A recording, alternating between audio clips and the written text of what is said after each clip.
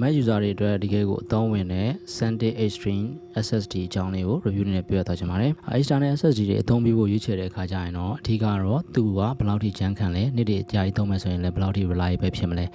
သူ့ရဲ့ rewrite speed ကဘယ်လောက်ထိတောင်ကောင်းမလဲစတဲ့အချက်တွေကိုအခြေခံပြီးတော့စဉ်းစားလေးရှိပါတယ်။ကျွန်တော်ဆိုရင်ဒီ SanDisk version 1ကိုသုံးခဲ့တာ4နှစ်ခွဲထိရောက်တဲ့အချိန်မှာအခုချိန်ဒီကောင်းကောင်းမွန်သုံးလို့ရပါသေးတယ်။အဲဒီလိုပဲဒီအခု review မှာပြောပြသွားမယ် version 2ကတော့ USB 3.2 second gen interface နဲ့လာတဲ့သူ့ရဲ့ speed က𝐸𝐬𝐸𝐸 second ထိလာတဲ့ connection နဲ့လာတဲ့ SSD ဖြစ်ပါတယ်ဒီ connection speed က Mac ရဲ့ Thunderbolt 3သို့မဟုတ် Thunderbolt 4 port တွေနဲ့ချိန်မယ်ဆိုရင် USB 3.1 second gen ကို𝐸𝐬𝐸𝐸 second speed နဲ့ကိုချိန်သွားမှာဖြစ်ပါတယ်တကယ်တော့ Thunderbolt speed တွေက USB 4ဆိုရင် 14 GB/s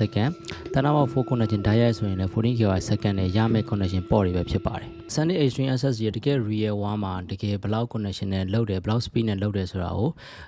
Blackmagic speed နဲ့စမ်းကြည့်တဲ့အချိန်ကျတော့800 MB/s ဝန်းကျင်နဲ့ real write speed ကသွားပါတယ်တကယ်တော့ဒီ speed ဒီလုံလောက်လားဆိုတော့ 4K video edit လုပ်မဲ့လူတွေဆိုရင်ကိုယ့်ရဲ့ media တွေကိုဒီထဲမှာပဲဓာတ်ရိုက်ထည့်ပြီးတော့ချိန်ပြီးတော့ set ထဲမှာမထည့်ဘဲနဲ့ Final Cut Premiere Pro နဲ့ DaVinci Resolve လို့ application တွေကနေပြီးတော့ edit လုပ်မယ်ဆိုရင်လုံလောက်တဲ့ speed လို့ကိုပြောလို့ရပါတယ်Mac ရဲ့ internal SSD ထဲမှာအမြန်ဆုံးဖြစ်တဲ့ Mac Studio ရဲ့ rewrite speed ကိုစမ်းကြည့်တဲ့အချိန်ကျတော့သူ့ရဲ့ rewrite speed က read speed က5 GB/s နီးပါး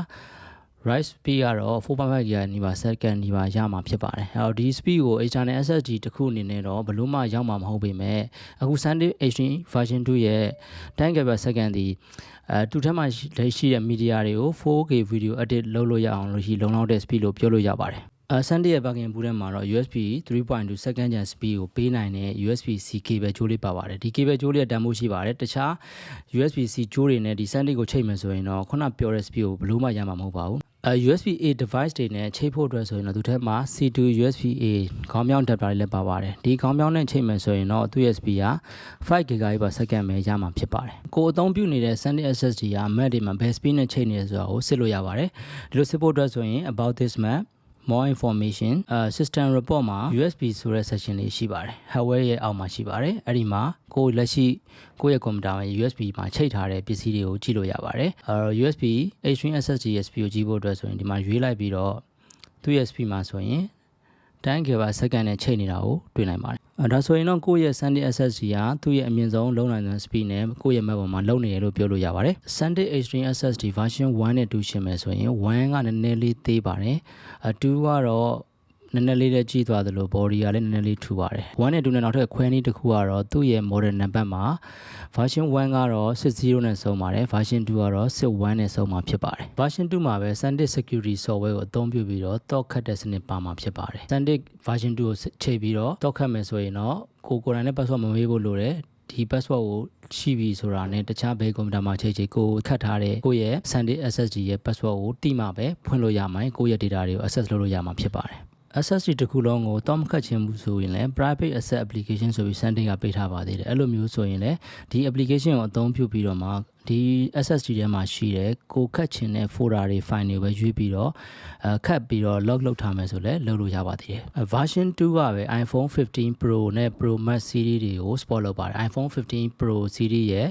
နာမည်ကြီးတဲ့ video feature တစ်ခုဖြစ်တဲ့ log mode ကို60 frame per second နဲ့ရိုက်မယ်ဆိုရင် external ပေါ်မှာပဲရိုက်လို့ရပါမယ်ဒီလိုမျိုးရိုက်ပြီဆိုရင်လည်းအခု SanDisk version 2ကို iPhone 15 Pro Max နဲ့ဓာတ်ရိုက်ချိတ်ဆက်ပြီးတော့ direct ဒီ SSD ထဲမှာ record လုပ်လို့ရပါတယ်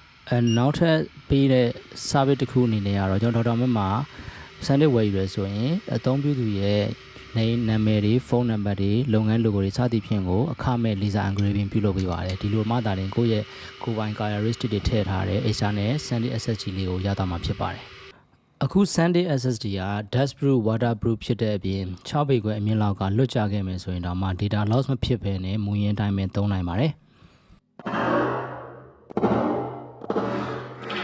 ဒါကမှ AirTag နဲ့တွဲပြီးတော့ကိုယ့်ရဲ့ SanDisk ကိုပြောက်တာမျိုးမဖြစ်အောင်တားဆီးခြင်းနဲ့ဆိုရင်တော့ 3D printer နဲ့ထုတ်ထားတဲ့ TPU case တွေမှာယူလို့ရပါတယ်